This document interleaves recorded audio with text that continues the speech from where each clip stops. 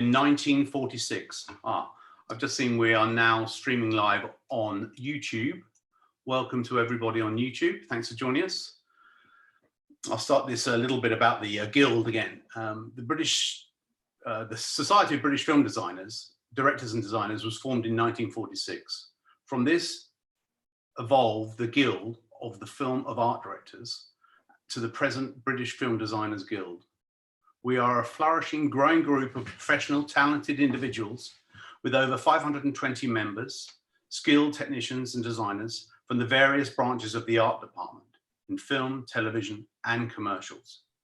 Our aim, as it was over 70 years ago, is to continue to raise the standards and profile of the art department and to promote excellence. Today, we are evolving and thriving. Let's continue to grow together.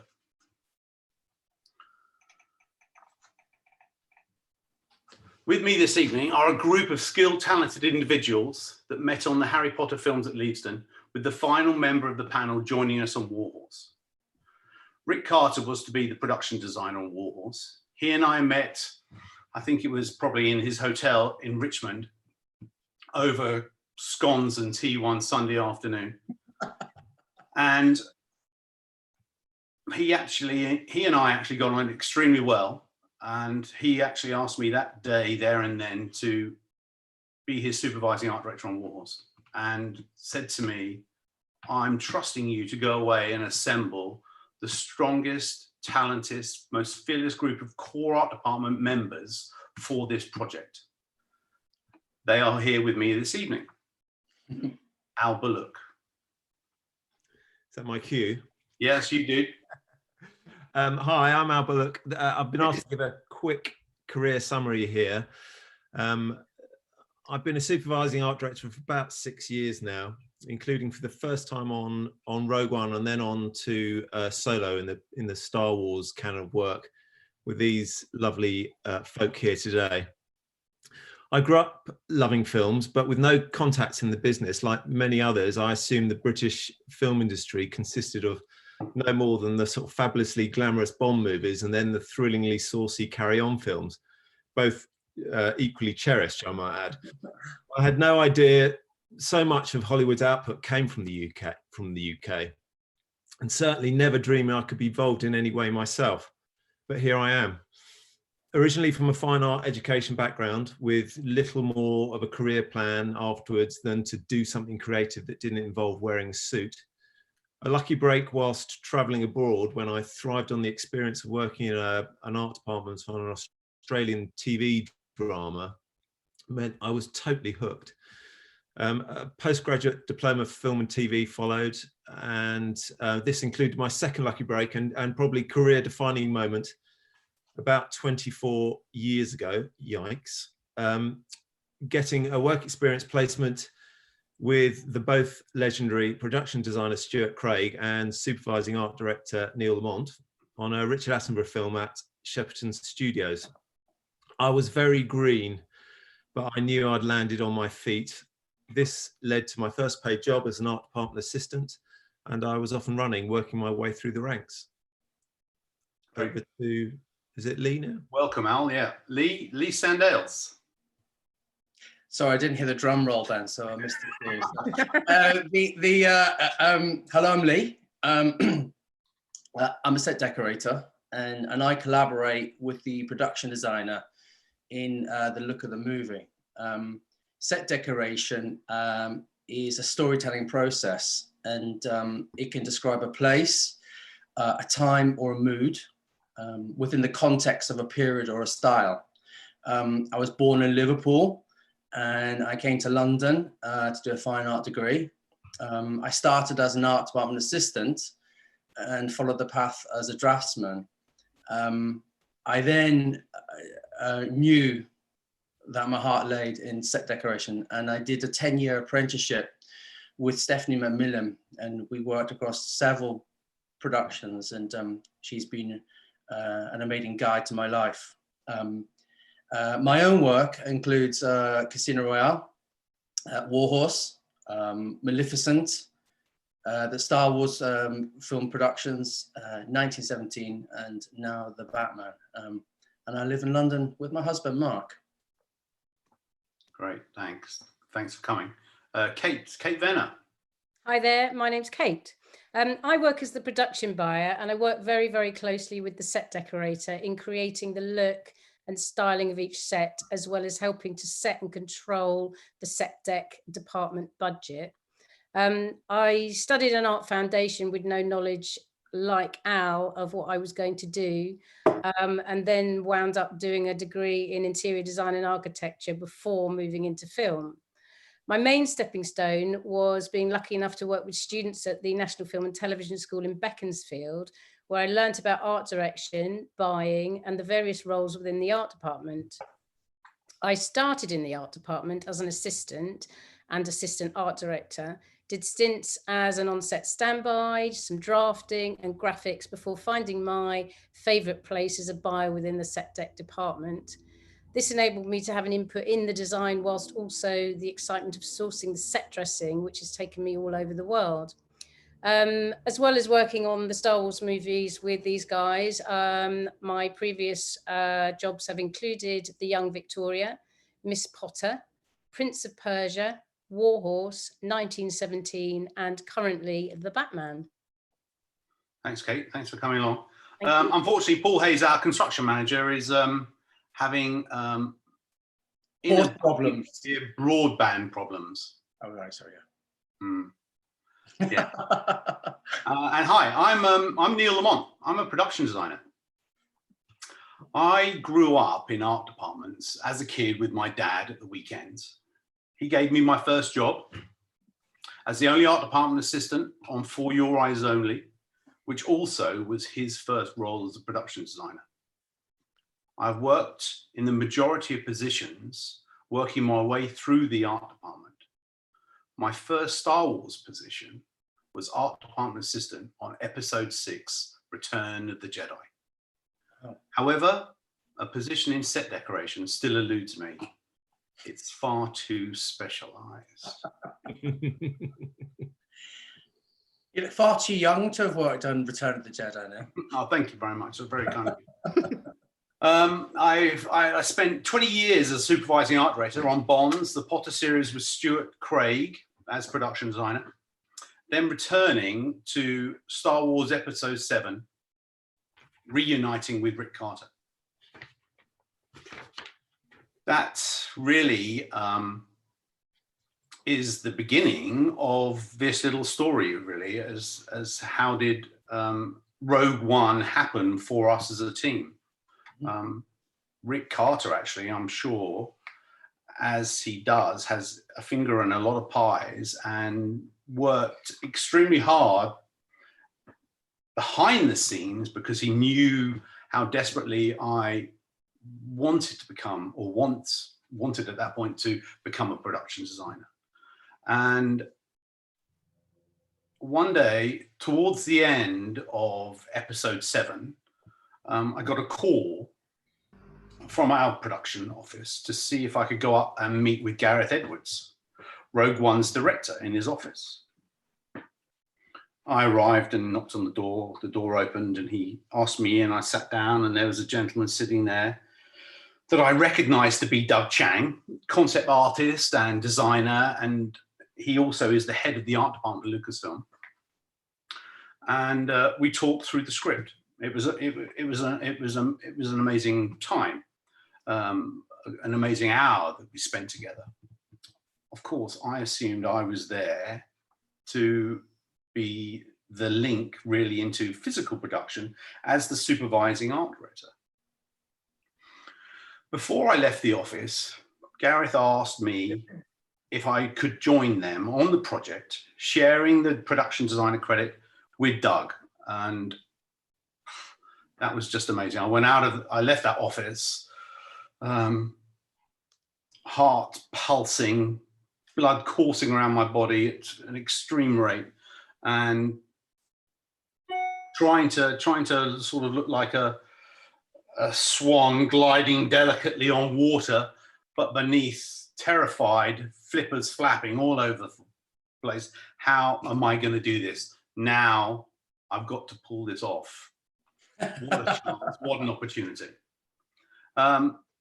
I do remember that day really well, actually, because you came to the stage and we were dressing. I can't remember which set we were dressing, but I know it was D stage. I can't remember what was on the stage, and my memory of that of when you got the job, you told me, and I think you looked at me like expecting me to go, yeah, I'll do the job, and my reaction was I burst into tears. And there were tears of joy because I was so happy for you. I can't do it. I've accepted another job. It was brilliant that day. I loved it. And of course, Al, it was then going to be a promotion for you. Yeah. If you do the job. Do you remember how you told me? No, I don't actually know.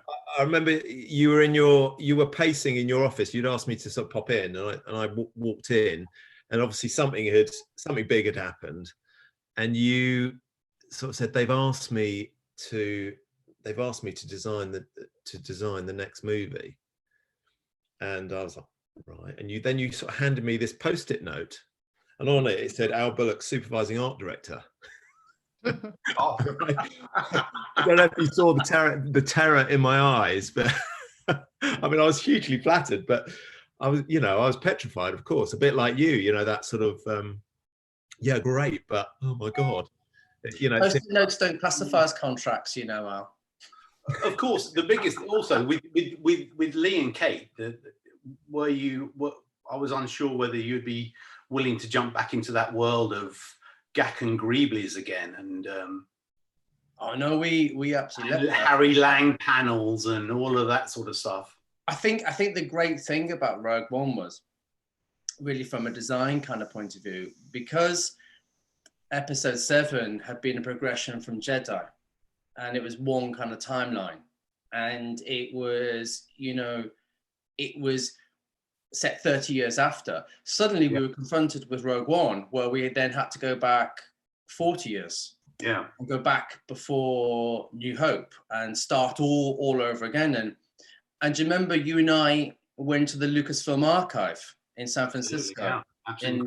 at Skywalker Ranch, and we delved deep into the archive, taking all the portfolios out, looking at basically trying to find all the inspiration that Ralph McQuarrie had actually created back in the 70s for the original Star Wars. And we found little thumbnail sketches, and I got really good pictures of me and you with the Ark of the Covenant,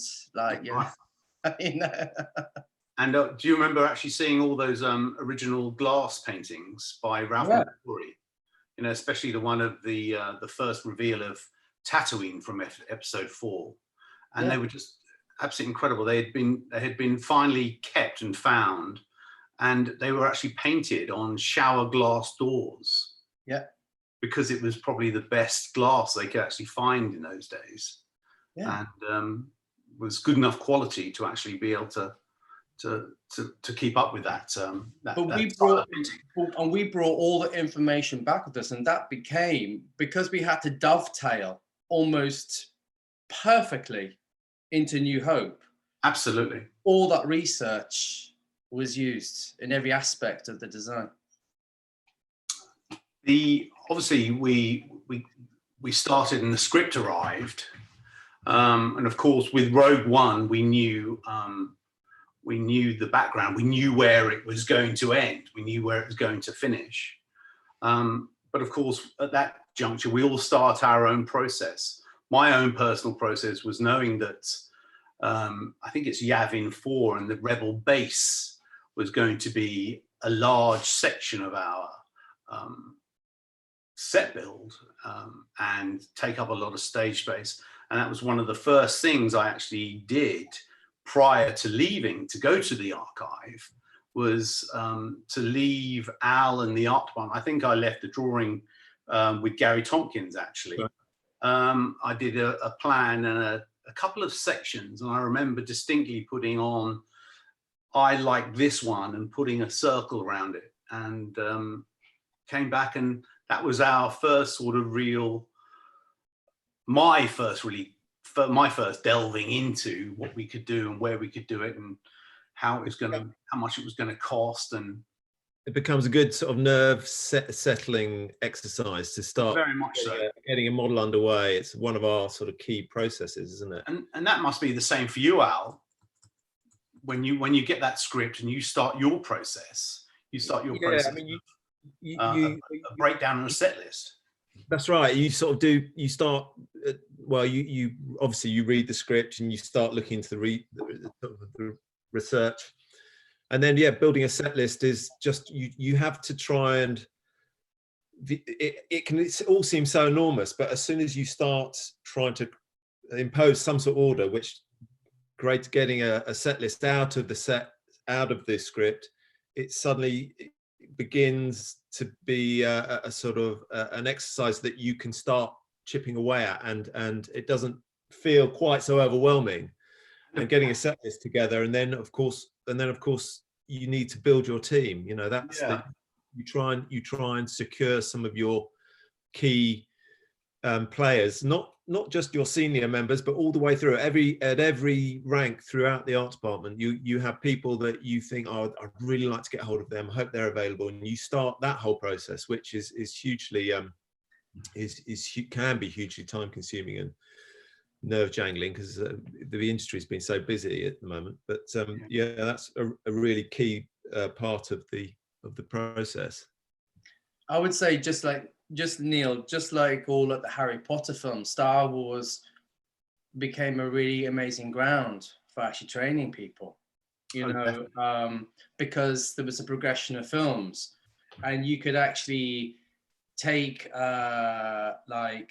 someone who's been working with you and give them an arc and take them through different stages and help them with that kind of career. Your team is absolutely everything. It's something that Kate and I often really talk about, and trying to get the right balance of people, as Alice is actually saying. Our own kind of process on kind of Star Wars is, we're led obviously by the art department, and like simple statements which we had within the design. We're always like, was always that thing of like the future is old. And from that, the fact that Star Wars was originally shot in the 1970s, I feel like that became an ethos across all the films. Definitely. And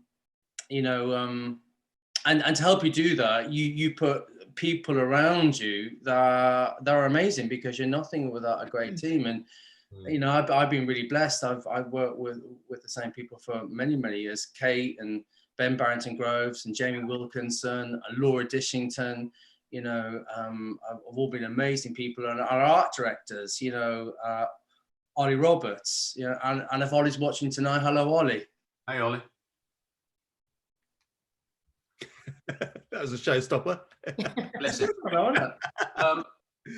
He'll like that one. Yeah, we looked at it in a way, didn't we? So how do we use today's technology to recreate that iconic style that the technology that they had in 1975 helped create? And no matter what, we learned so much of that actually from having worked on episode 7. Yeah, there was a very good note we got from JJ on 7 about how would they have done it.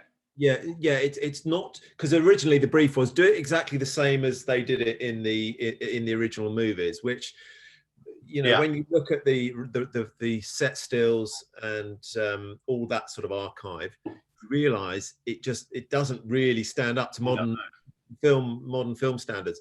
That was the brief, so we sort of stuck with it, and then he revised that brief when he saw the reality of it and said, do you remember that day? Do you remember that day when we had gone into and we'd done so much work in the Millennium Falcon in the cargo hold? That's right. But he ended up saying, do it. You need to stick to the spirit of it, but do it as well as you remember it being done. Yes, it was sort of, and that was quite liberating, because that gave us that license to sort of reinterpret it, but sticking to the original original sort of ethos, the original spirit. But it's really interesting. It's a bit like when you do a series of films, and I'm sure anyone who's experienced working on like a series of films, like the first film, you're kind of finding your footing. By the time we got to 7, it's like learning a language, you know, like, you know, you're a baby at the start, by the end you're actually fluent. And that's the same in any kind of design kind of process. And by Rogue One, we were nailing it. And, you know, we were all able to speak fluent, you know, God, what's the language called again? I forgot the name. But anyway, you were able to speak it, and you were able to do it, and you were able to think it a lot quicker than you were at the very start. And, you know, so often, we've talked about this many times, but so often you'd have that sort of, you'd ask that question, or you'd make the statement, yeah, that's so Star Wars, or is that Star Wars? And you instinctively you looked knew. at and you knew by looking at it, and just by looking at a piece of plastic whether we could make that work for us, didn't we? Yeah. Or a bit of vacuum. Lucky. All that found, you know, all the found stuff that we, you know, all the greeblies, all the gack was such a huge part of that look, wasn't it? Really was. Yeah, You know, I remember. I think I remember once telling or asking Gavin Dean to go and measure up this vacuum formed biffa bin lid that I'd seen, because I thought it could. We know things can work either for Imperial or for Rebel. I remember that. It definitely got a raised eye. It got a raised eyebrow from me. That's all I can say. Oh dear. I was like, okay, bin lid. Okay, through this process, as Lee's doing his, of course, you start budgeting with him, I'm assuming. Yes, of course. I mean, we start with our own processes of breaking down the script and seeing what we get out of it. Obviously, I'm sort of indebted to Al, waiting for his set list ultimately to be able to provide a more accurate budget for the entire movie. But Lee normally starts with a series of doodles and thumbnail sketches, which, as we go through the script, you know, little ideas pop into his head and little sketches of actual possible set dressing, as opposed to just, you know, ideas and scripted items. And then we have to break each set down with a list of proxy dressing until we know a little bit more about the overall design. Yeah. The creative process works very much in tandem with the budgeting process. And we normally start by going out on maybe a 7 to 10 day, we call it a road trip, but we like to go out and about to shops and emporiums, the prop houses across London. We go quite far afield sometimes, and then just build a portfolio, a Bible, we like to call it, of ideas, inspirations, actual props. We might never end up using them, but basically it gives us a guide of things that we like. And sometimes we come back to those things much later on in the job, and a little thing springs to mind and you go, that'll be fabulous to use for that, but we wouldn't have known that when we took the photo. Okay, I was going to say, like, for those watching, you know, who are not kind of familiar with every kind of process, like Neil and Asta are responsible for all the architecture, and Neil and Kate and I are responsible for all the interior design, and you know, and the interior design elements of filmmaking is made up from every single small piece of dressing that makes up a set, other than the walls, and we populate exterior environments. And what Kate and I do, we have a very happy kind of partnership, and it's a two-sided coin. You know, it obviously starts with the script, is what Kate's saying, and Kate's kind of processes are the same as mine, but they slightly divert. But there's a massive crossover, isn't there, Kate? And it's kind of like, I have to think of it, and then you have to tell everybody how much it's going to cost. That initial phase, which is like the blue sky phase, the blue sky thinking, which it's one of the most sort of fun parts of the whole process, when anything's possible. And you can't, you have to just hold, as a in my position, I can't be thinking, oh my God, we can't afford that, can't afford that. You've got to let that blue sky, encourage it, and let it run, and then you start working back from that. Well, it's having the idea and then finding a creative way of affording it. Yeah, exactly. It petrifies the producers sometimes, and you have to defend it. Petrifies me, Alistair. That's the reason I wake up at 3 o'clock every morning.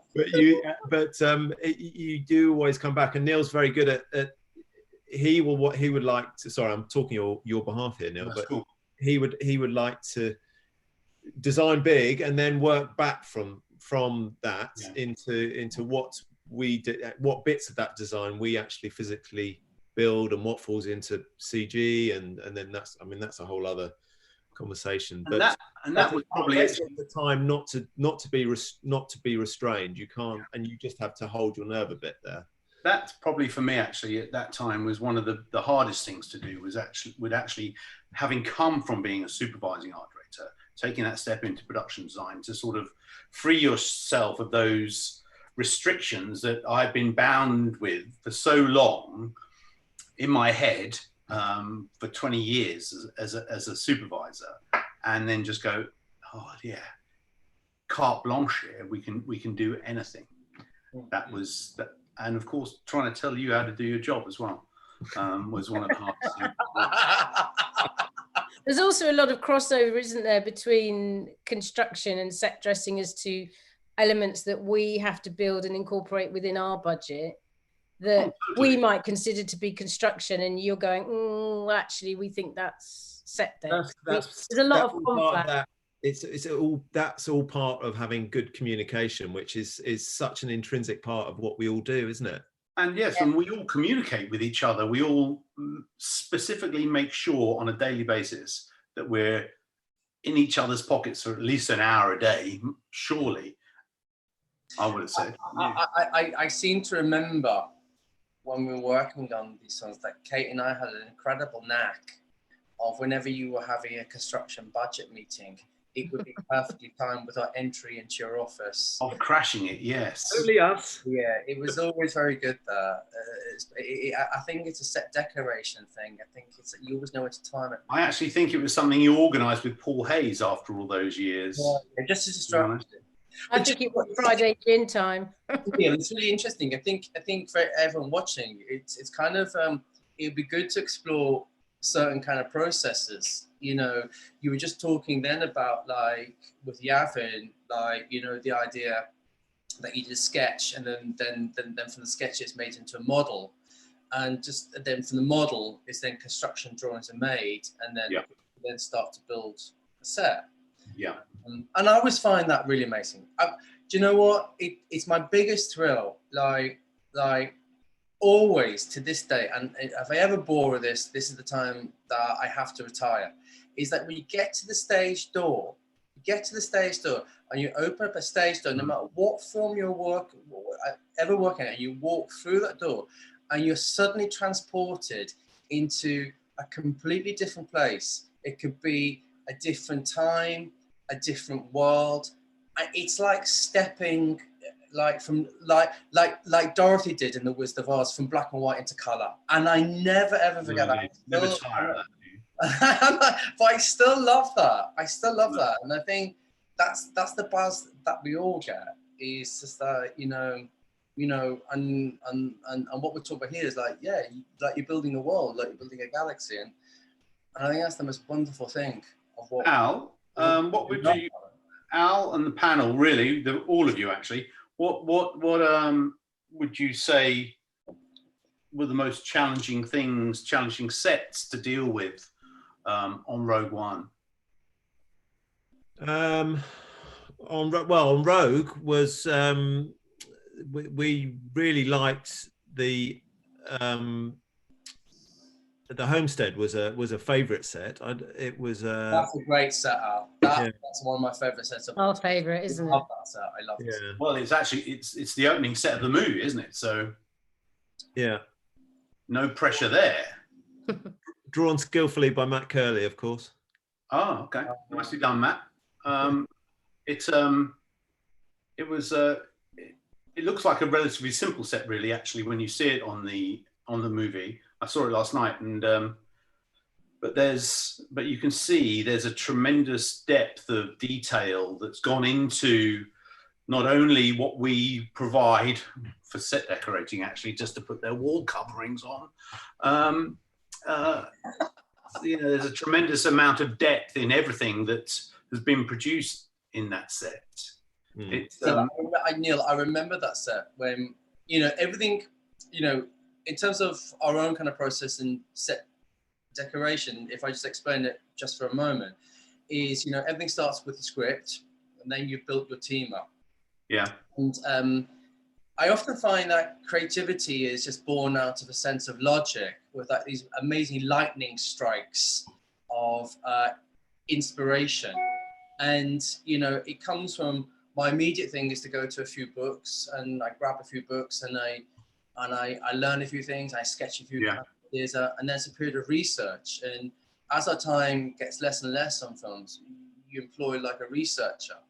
And a researcher will create an amazing net to gather all this information. And this is the most important thing, is that you learn to edit and edit your ideas. And Neil, we always say about getting the idea down to getting the set down to one idea. One strong idea, yes. But never three. It comes too confused. But once you've got the research down to, I always get down to 3 or 4 kind of images. And Neil, you and I are then talking throughout that process. And with the homestead, it was the idea that it was actually it was going to be a home. And I said, Jim was talking about like putting a kitchen in, and the original design didn't have a kitchen. We squeezed the kitchen into one of the walls. And yeah, it felt natural to actually put it in, didn't it? It was a singular home rather. That was one of the main differences from the actual homestead of episode 4. It wasn't a particulated as a homestead. It was one actual dwelling that was originally going to be in like a grassland in Iceland. Yes. And do you remember this? Do you remember that we actually? Yeah. We were waiting for them to arrive, and they said actually they're not coming here. They're going to have a look at the black sand area in Iceland, near Vik actually, because they don't believe they're getting the most out of the Iceland location. And so they sent a helicopter to pick you and I up. We flew down, we joined them, and we found what was something that we'd never seen before, this huge, this vegetation break in the black sand, this green stripe that looked like a crop in the middle of this black sand. Which is the opening of the movie. Plain, absolutely, which is the opening of the movie. But of course, it made us change our exterior dress from one location to the next in under 24 hours. Yeah, that was brilliant fun. I remember that. That was incredible. But you know, but I just want you to actually finish this, which is like, for those actually watching, it's just like, you know, with the art department, with the architecture, you're creating construction drawings, and with set decoration, telling story within the set. After the period of research is actually kind of finished, you're running along the lines there of what Kate and I do as our main job. You know, you may have all this research and these incredible movements, but we then have to go and find everything. And we use these channels to find everything. We have these amazing prop art companies in London, probably the finest in the world. Like, at Star Wars, we use a company called Men at Work a lot. That's an industrial-based, you know, kind of company. Mm-hmm. A company called Farley, a company called Eccentric, Trading Post, Newman's. These companies have these individual styles that you can draw upon, either for a bit of inspiration, like an idea. We then go to shops, we then go to markets, as Kate said, we then go to international markets, or we've even shopped in kind of India. And it's to create a portfolio of set dressings. But the ultimate thing is, with kind of set dressing, particularly when it comes to the homestead, it's layer upon layer upon layer. A base layer, that will be the furniture or the kitchen in this instance. Yeah. layer, and then the top layers. And my memory of the homestead, and this is the most smallest of kind of details, and that's where set decoration actually leads you into telling a story, is that the kitchen would be the base layer. And Neil, I do remember, and I've already said this already, but I was obsessed with like the Wizard of Oz. And when Jin was a young girl in the opening sequence, we wanted to create a series of toys for her because I was really obsessed with it. We made these little toys all based on the Wizard of Oz for her. So instead of the Tin Man, it was the droid IG-88. Instead of the Scarecrow, it was a Sandman. And instead of the Cowardly Lion, it was an Ewok, and we placed it in her bed. And that tiny little detail to me means absolutely everything. That's amazing. That's amazing. Who knitted those? Sorry? Who knitted those? There was someone, I can't remember. It's incredible, isn't it? I think It was Minty's mother. You know what? But looking at the exterior location that we ended up with, and then knowing that their homestead is bored out of rock, the actual rock of the planet, for you to have then sort of with your set dressing and everything that you bring into the set, all that layering, it just turned it into a home from home in this bleak, cold wasteland. It was amazing. And I think it really stands up very well to, of course, the Lars homestead from episode 4. Yeah. Really? I do remember when we had the change of location now, and it was down in Vic, wasn't it? Because we've been there for nearly 2 weeks, and I remember we saw the Northern Lights every evening for a whole week, and it was really magical. And I remember when they changed like the location, you and I were carrying these enormous, I can't remember what they're called, like these, I think called the octagonal box. Yes, they were like square boxes, like cube boxes, but with the corners cut off. Yeah, made by Mark Crocker, and they were the heaviest boxes in the whole world. Oh my God. And Neil, you and I had to run up a mountain carrying these absolutely. I'm still recovering. It's ridiculous. But it's a really good memory. It's a very good memory. Good memory. Of course, a lot of our source material for, even for the homestead, was born of Ralph McQuarrie's original work as well, and his inspiration. Everything we were constantly delving into his library of concept art and things, weren't we? Yeah. And also, we had access, Al, didn't we, to the archive of drawings? Yeah. You mean the generally the blueprints? Yes. Yeah. Because when we started on our sort of Star Wars journey, a lot of people go, "Oh, you've got all the drawings there. You'll be fine." The blueprints, and then you look into it, and pretty much everything that's been kept is in the blueprints book. There's surprisingly quite a lot of the original drawings were, I don't know, they weren't kept, so there wasn't as much as we thought there might have been originally. But that's where the fun of delving into the existing reference that is available, and having your team start being detectives and start extracting the information from whatever they can find. I certainly use some of that core material for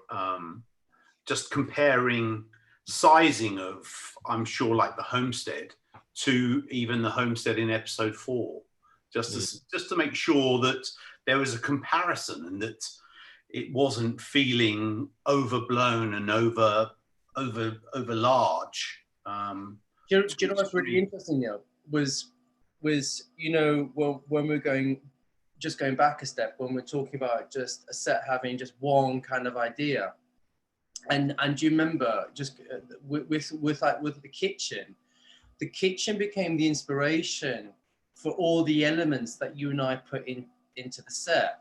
So we became really obsessed. Well, you became really obsessed with everything having a radius. And you put a radius on just absolutely everything. From the dining table to the stools, the chair, the sofas, the bed that had the secret drawer. Yeah. And Kate and I, Kate, do you remember, like, when we were hunting around, you know, to find certain elements, and there was something going on in my head. I couldn't quite pinpoint it. And we did a shopping trip to Brussels. Oh, that was a great trip, that Brussels trip, wasn't it? It was amazing. You were gone for days. We were gone for a good week. No, we found some fantastic things out there, and there was an amazing run of 12 lights, if you remember, Lee, that we used in the homestead that were from 1969, and it's very rare you find a run like that. Yes. And they were absolutely perfect, weren't they? Yeah, they were absolutely amazing. Were they by Reginald Cottini? I can't remember. No, the Cottini lights were the other ones. They were the glass ball lights, which we had the hair on, which was very, very rare. That's so right. Those were used later on in the movie, if you remember. You see, Neil, we do go to considerable effort for these things. Yes. Of course, during this whole process, we have presentations to the director, to the DOP especially, you know, because Greg Fraser and Gareth were never apart.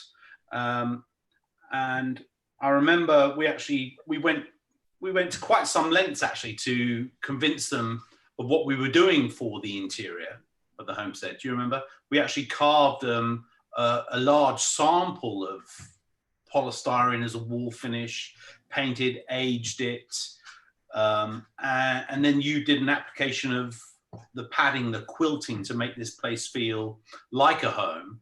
On top of that, do you remember? Yeah, we had to.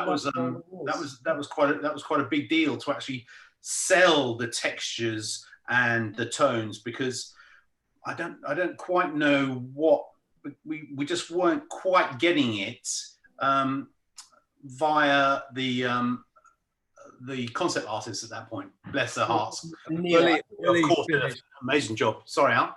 No, I was just going to say, you know, producing a fully finished sort of sizable sample on all our sets is a really key part of our process, isn't it?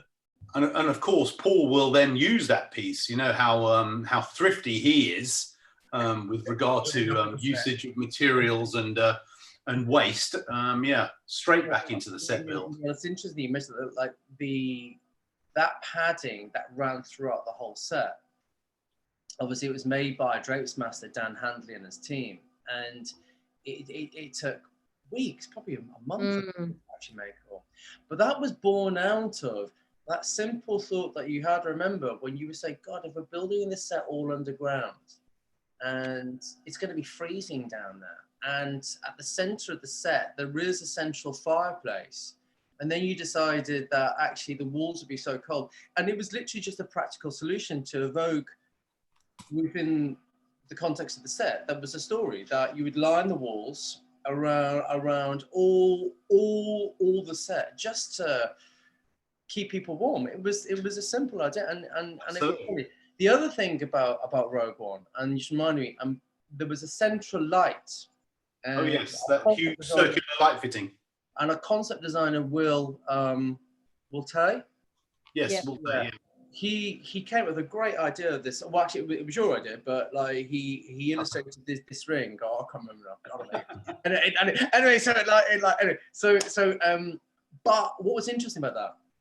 After working the episode 7 with Dan Mendel, who's just brilliant and gorgeous, we then had Greg Fraser, who's also brilliant and absolutely gorgeous.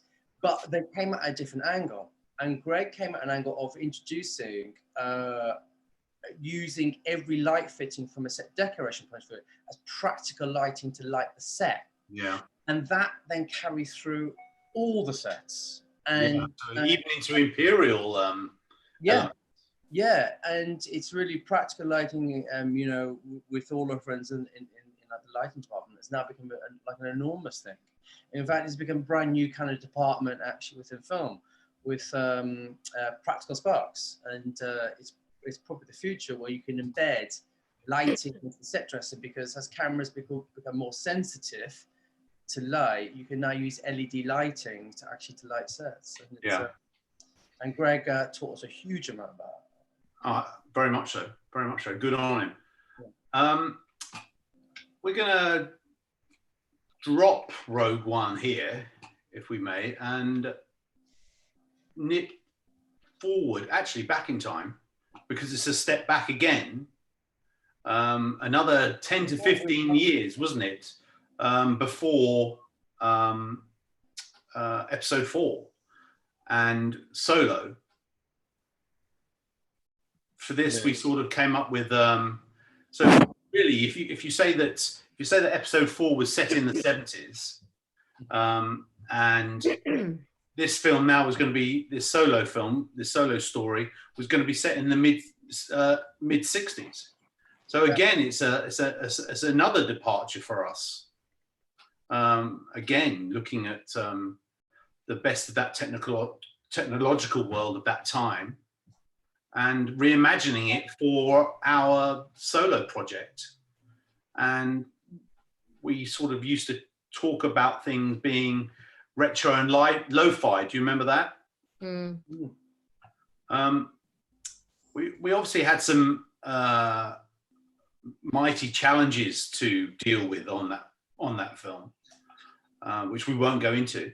But guys, as far as I'm concerned, the biggest challenge was Neil, go on.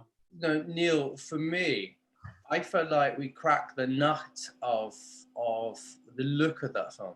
Mm-hmm. There were so many ideas kind of coming out, and we had to filter it all out and get it down to just one idea per kind of set. But to me, always, Gary Tompkins, who is the art director of vehicles, Solo Speeder, in the opening sequence of that has almost everything that you just spoke about there, that kind of 60s retro feel, and the development of that vehicle was incredible. And I have to give Gary a shout out here for his incredible patience and tenacious attitude to get that done. It was a remarkable piece of design. How many concepts do you imagine we went through for the striping on that car? I can't. I seem to remember. Al, do you remember? I think it was like 171. Yeah, we lost count. Almost like versions of the stripes. It was, and we presented it so many times as well. It was tweaked and tweaked and tweaked and tweaked. We got there eventually. Actually, what happened eventually? It ended up being a fait accompli. We said we're not doing any more. This is the one. Yeah, because otherwise they wouldn't have been delivered. Yeah. And just the record, I was the one who put the dice just on the mirror. You're amazing, Lee. That was our contribution, just those 2 little dice, but it made all the difference. Unbelievable. Set-wise on that film, the biggest challenge probably was Savarine in Fuerteventura. Agreed. Yeah, amazing. I love that set. Yeah, in the film, it's such a strong look. Final showdown. It's like it's high noon in space, isn't it? On a different environment. I love that set. That was the set that was like this. Yes. It literally was. It was like that. It literally was like. So yeah, a sand dune going down to a sort of a sheer rock, a sheer cliff into the sea, with sort of 40-mile-an-hour winds and in a surrounded by fossils. I mean, it presented its challenges. Let's shoot it there. That sounds perfect, Al. Let's just shoot it there. Yeah. Let's shoot it there. we must have revisited that location 2 or 3 times with various models, trying to get the position right with Bradford and Phil and Chris. Yeah. And eventually we nailed it, didn't we? And oh, it's a wonderful set, that. And then some of the problems started to rear their ugly heads. There was no road in. There was no area for a unit base. Oh, it was a national park. There were fossils. Oh my God. Oh, these are just small challenges.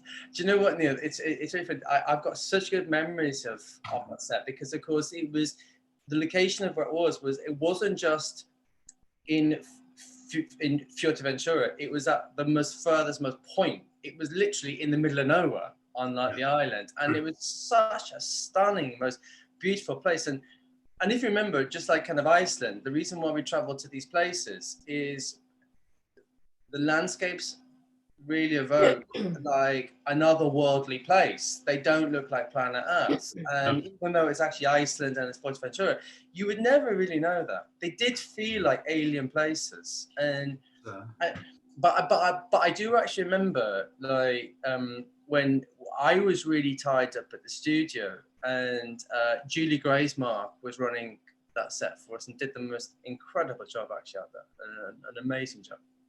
Yeah, and we had.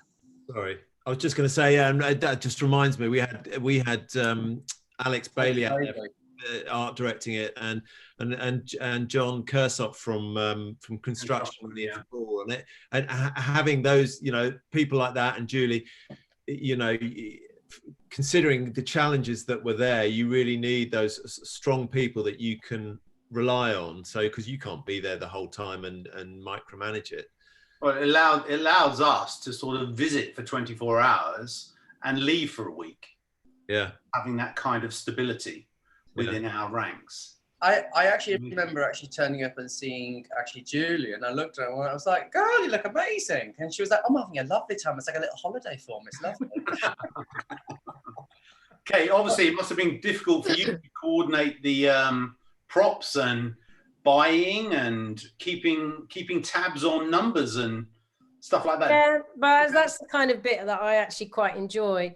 I mean, I did my normal, went on a 2-week recce quite early on, and scoured the island to see what was actually there, so we knew what we had to ship and what we could actually find and adapt into the Star Wars vernacular on the island itself. And that, I mean, again, it's when we start a movie, it's the same process. It's just making yourself a Bible of what you can actually get. So if I've gone back to the UK, I can say to Julio, there's this, that's this and this, you can go there for that, blah, blah, blah.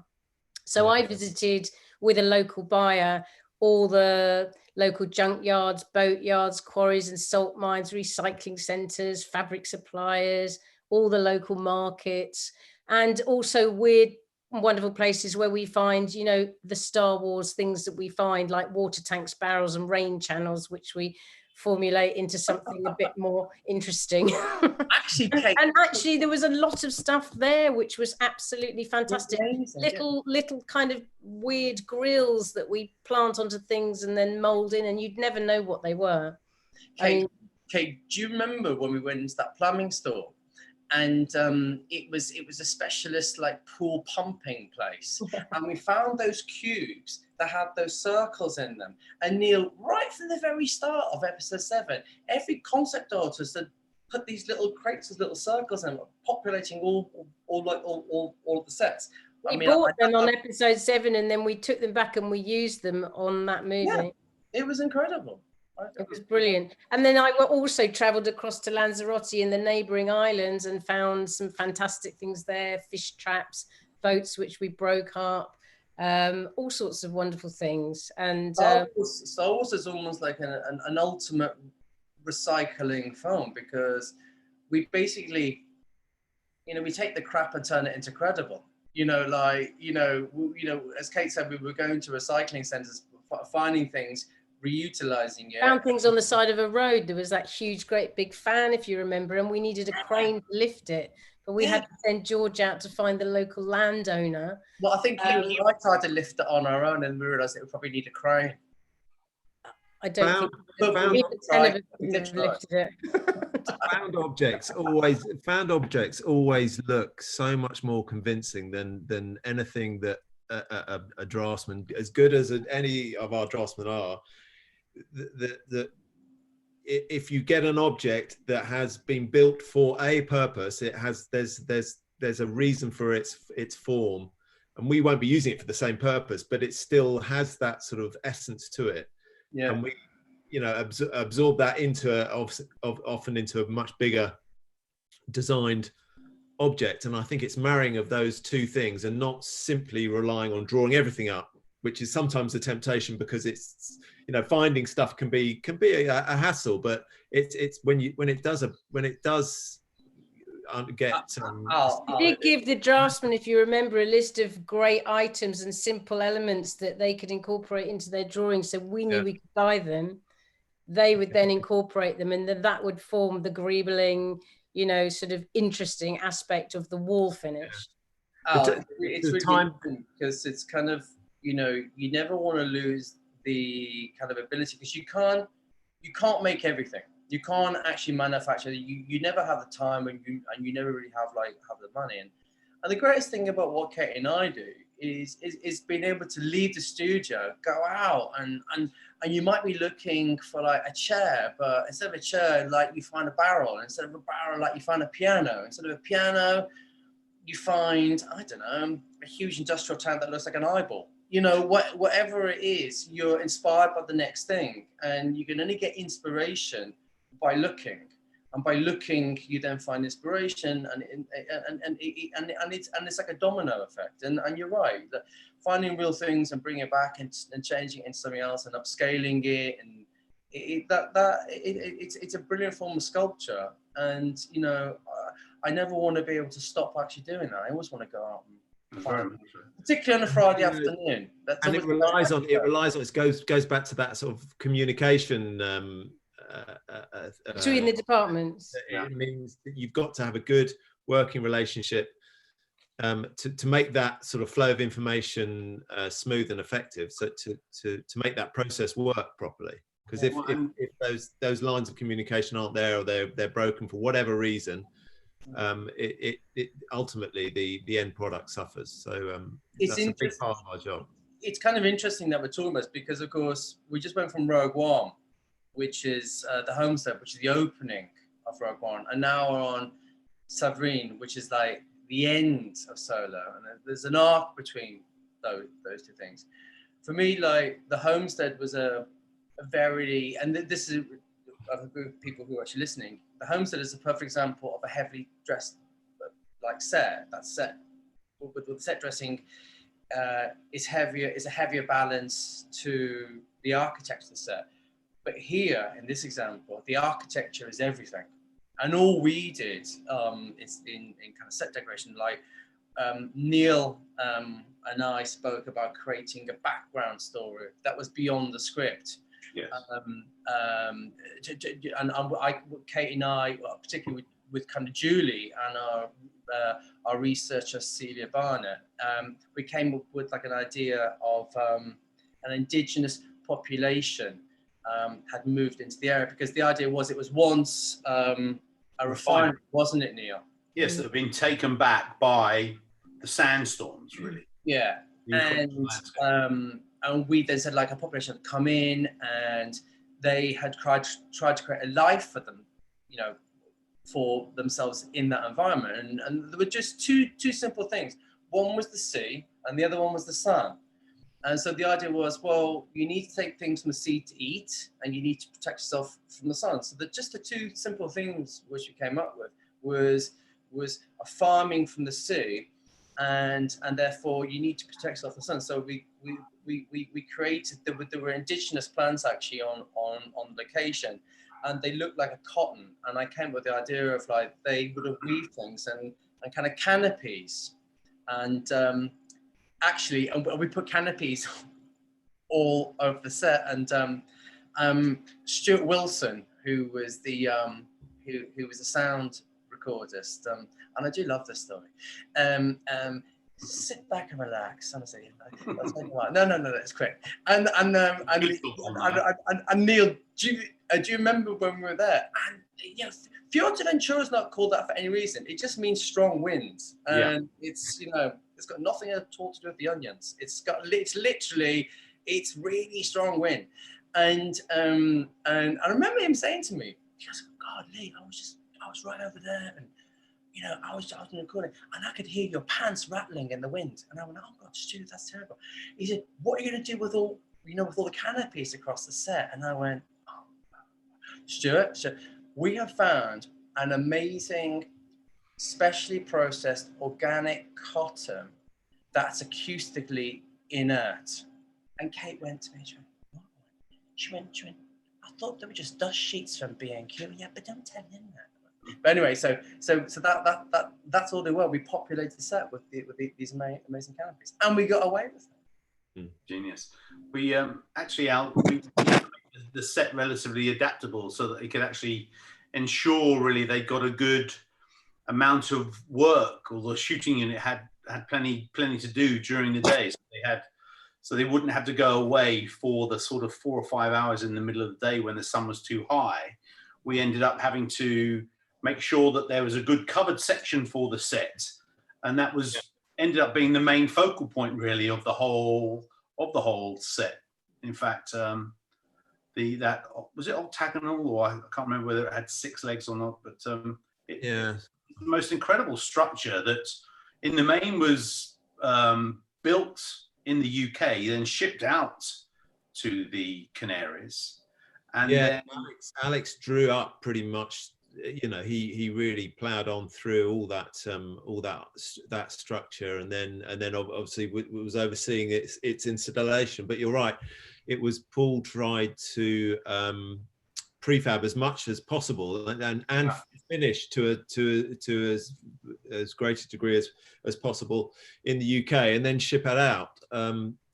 Obviously the whole shipping issue is another big number that can be a bit of a headache, but they managed to find their way around all of that. And yes, and then so it became a process of installing those pieces with a UK construction team that was augmented by some local labour as well. And but then there was, of course, there's a certain amount of bedding in that's required on location too. But I think the effect of that set as well, Al, when you stood back from it and you know, the brief of it was to, as Neil said, it was once a refinery that was overtaken by like a desert, and that sounds so easy to do it and write it onto a page. I remember because we had been based at the studio and Julie had been actually organising the set. I remember the first time I went to that set and I stood back from it and I looked at it. It was one of the most impressive sets I think I've ever seen. It was watching people's reaction when they first arrived on location, when the set was nearly finished or finished. It was brilliant, because people were just so blown away with this complete environment that they were presented with in this fantastic location. You know, it really people were so impressed. It reminded me of some of the other sets we did when we built Yavin, watching people when they walked into that set at Cardington. It's a complete environment, and there would be X-wings and all this iconic Star Wars stuff and architecture, and you could see them just breathless. Again, watching people walk onto the Millennium Falcon for the first time, you know, just oh yeah. So often you'd be there for whatever reason, because you know we are. And I saw a spark cry once when he walked onto the Falcon. Yeah, yes. Really amazing, really amazing. And it's those moments you have to sort of not become immune to. You have to sort of really be alive to them still, because we're so lucky to be dealing with this sort of stuff. I mean, Star Wars was the reason why I do actually what I do. You know, when I was a kid going to like the cinema, and there's always a film that will inspire you as a child, and and this was the one, and I was so thrilled when Rick actually got us all together on episode 7, and suddenly it was this new Star Wars, and it was for a new generation of people, and I'm so proud to actually be involved in it all and to work with you guys as well. No, it's been an amazing journey for us all. Hey, we got some questions. We've had these questions before, but as your new panelists, we're going to have them again. What's the single most important thing you have learned during your career? Who wants to go first? Shall I go first? Hit it out. There's many. The single one is difficult to point out, but I would say as a supervisor anyway, or I suppose it applies whatever rank you're in. You'll always come up against problems. They're inevitable. It's just part of what we do. But no matter how insurmountable that problem seems at the time when you first confronted with it, there's always a solution, and usually that solution relies on sort of collaboration with either within your own department or obviously we have a huge collaboration with construction there. We're sort of we work very closely with them, but with other sometimes with other departments as well. And I think that's where that, building those relationships and forming those allegiances really helps in those moments when you are up against it for whatever reason. And those reasons often make what we do really interesting, because no 2 days are the same. And when you overcome them, it's really, it's very rewarding and you grow from it. Nice. Sorry, that was a rather long-winded That's response. good. Lee? God, I thought I might get a moment longer actually thinking about this. Go on. Or have you thrown the script away? Or off the top of my head. It's really funny. I think at the start of this, and it's really funny because, underneath it all, I'm quite a shy person, and don't laugh, but I am, and there's probably people laughing at home or something. But and I said at the start of this that I don't quite know what being creative actually means. I never quite know, and I believe it's a mixture of logic and self-doubt and these amazing lightning strikes of kind of inspiration. And over the years, I would say, in order to be able to do that, there's a key thing which I've learned, which is to tune in, and you filter through kind of white noise, and you learn to listen to people, and you learn to listen very, very carefully. And listening is the key to everything, whether it be a piece of education, or whether it's listening to a brief from a production designer, or listening to a brief from a director. Because once you understand what they're saying, you can repeat that in a simple way. And it means that you've understood it. Therefore, you can fulfill a brief. So I would say being able to listen. Yeah, okay, cool. Kate? I think mine's quite simple, really. It's having learned how to barter and get a very good deal and still come out with a smile on your face. And how to spread the budget wisely across the movie, because you save so much in the early stages. Oh. Yeah, that's it, really. God, I thought you were going to say patience then. Oh, that comes later. And to you all, is for all of us really, is there a design element on the films that you're most proud of? A design element. A design element. I think I wouldn't. I mean, if it's a design element in terms of the look of like the sets, I don't know.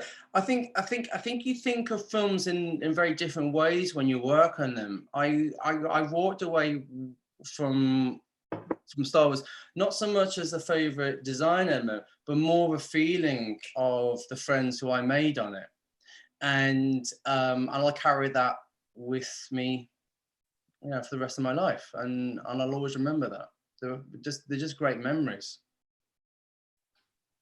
Get off. Welling up. I'm welling up, honestly. I didn't even write that down either. That was Al, anything you come through? Well, other than the sets we've mentioned, because Savarin was amazing.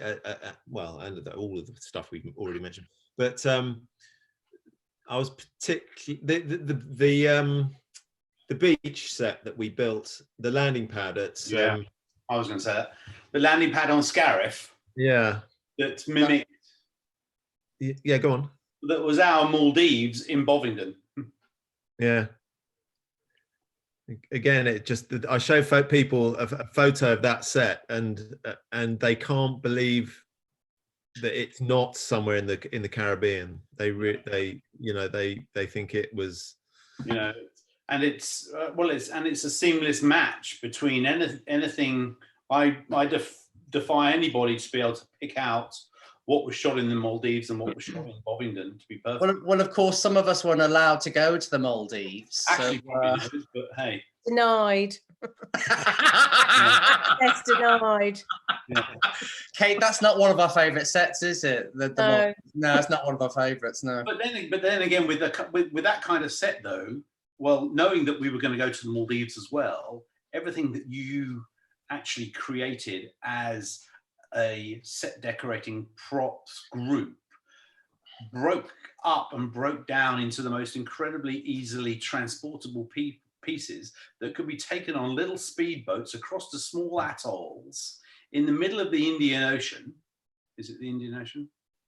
Not quite sure. Sorry, everyone. To be constructed as a bit of foreground that is those pieces that become those pieces that convince the public that we have spent 8 weeks in the Maldives. I can't imagine how wonderful that must have been. Special mention right now to Ashley Lamont, who wrangled most of that for us very skillfully, as he did in Iceland as well, on going back to the homestead. Ashley was remarkable how he sort of helped build that sort of plan generally for that whole sequence and what we were shooting where. Actually, could I just say something as well, which is after what you said about kind of friendship and stuff, and we're getting down to actually favorite sets, right? I think there's a set which unfortunately you don't see too much of in Solar, but it's a set called Vandal. Yeah, that's the one. Yeah, and Kate. I mean, that I think to Kate and I. Kate, do you remember what was the first thing? And just to test your memory, what was the first thing that we bought for a set that really was the catalyst to that set? Blaze. It was an amazing pair of sledges that we found that were from the 1920s. And we were actually on a buying trip in the south of France, believe it or not. And they were incredible, weren't they, Lee? And I think it kind of made up to make the set, in wood as opposed to anything else for that. Yeah, it kind of made up for the Maldives. And we were in the south of France for 10 days. And we were, and Kate had tracked down these incredible markets, and the inspiration, the things that you find, at these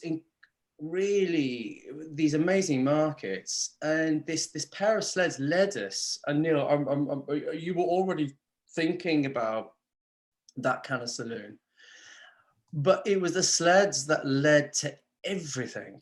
And we built like this portfolio of set dressing, literally everything just based on wood, which is so not Star Wars. I think we found one original Ralph McQuarrie sketch with a wooden table in it from somewhere. We didn't follow it, but it cooperated that we could definitely use wood.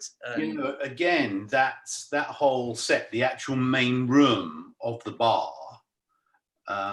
I referenced again the size of the cantina in episode 4, just to make sure we were sort of in the right area spatially for that set, rather than it being just to make sure we were doing the right things.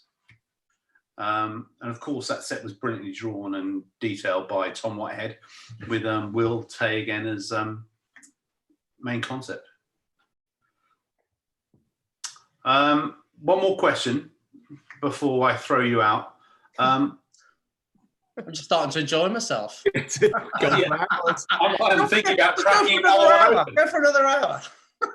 What qualities are most needed in your job in 3 words?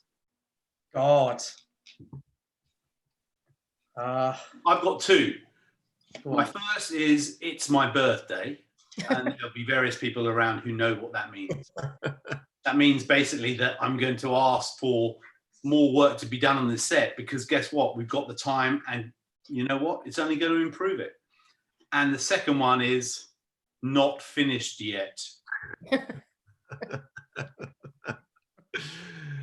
Yes. familiar phrases. Go on, Lee. God, I think being thoughtful towards the set and everyone around you, being inspirational to your team, and being Liverpudlian. Excellent. Kate. My turn.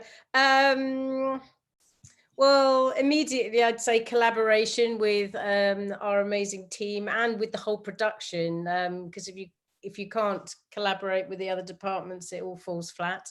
Keeping up enthusiasm all the way through, and having an awful lot of patience.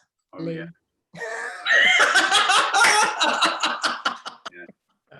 Well, I've learned to have it since working with you, Kate. So it's great. Don't try and look for that scallywag on a Friday afternoon. He's in Acton, everyone. He's in Acton. We're not actually. We are actually generally out buying. Al? Right. So I'm slightly cheating. This was really difficult to distill into 3. So I'm sort of inserting hyphens to sort of cheat a bit here. So I would say steady nerved, because you have to have steady nerves. I suppose I'm sort of making it about my role, really. But I can apply beyond that. Hardworking, which applies to everyone, and it's often relentlessly hardworking, because you have to be prepared to really to go the extra mile on a daily basis, and not sometimes for a duration of the whole picture. So you've really got to be prepared for that. God, we shoveled some sand on that set. Sorry, I was suppressing a yawn there, but go on. Come on, Al, ignore him. And adaptable, because changes are always inevitable in what we do. It's just comes with the territory, and as much as we like to have everything prepared, and as soon as you're presented with a sort of design or whatever, you want to put it in box, sign it off, and say, right, that's done, next. But it's never as simple as that. There's always stuff that the rug is always pulled from under your feet. There's always stuff that changes at the last minute from all quarters, and you just have to roll with the punches. And there's like I was saying earlier, there's always a way through. And if there's been some amazing tight spots that, well, Paul's not here to take the plaudits, but he's done some amazing, pulled the rabbit out of the hat on numerous occasions, and indeed. And as does our own team and various other people. And Al, just the people who are watching, and even though like we've actually all spoken actually amongst us, it kind of started off with trying to explain to people like an art department kind of process, and in this whole kind of conversation, our friendships have been really clearly kind of really expressed in this, and it's brought back an awful lot of fond memories for me. Is that it's in those tight scrapes when a team completely comes together. Yeah. And when the team is there at that moment, I think that's when you're at your absolutely very best, because you're all there to support one another. Yeah. 100%. And we have some amazing, all our sort of close cousins, the sort of props and greenery, and we do loads with special effects. Often there's a lot of crossover there, and a lot of crossover with visual effects, and it all really requires a sort of a group effort and all coming together. And yeah, guys, Oh, that's it for the evening. wow. I want to Oh, thank wow. you all very much for taking part on not only on my behalf but also the guild. So thanks very much. Thank you. So thanks to those who have joined us this evening. For those who may not be members, please do consider becoming part of the community of this community of professionals. If you want to find out more, go to our website, britishfilmdesigners.com. And Paul Hayes, that means you, because your subs are overdue. Oh God, can I get Good a evening, drink now? everyone. Stay safe. Thanks a lot. Thank you very much. Thank you very much. everyone. Bye, guys. Bye. all right. Can I get a drink now?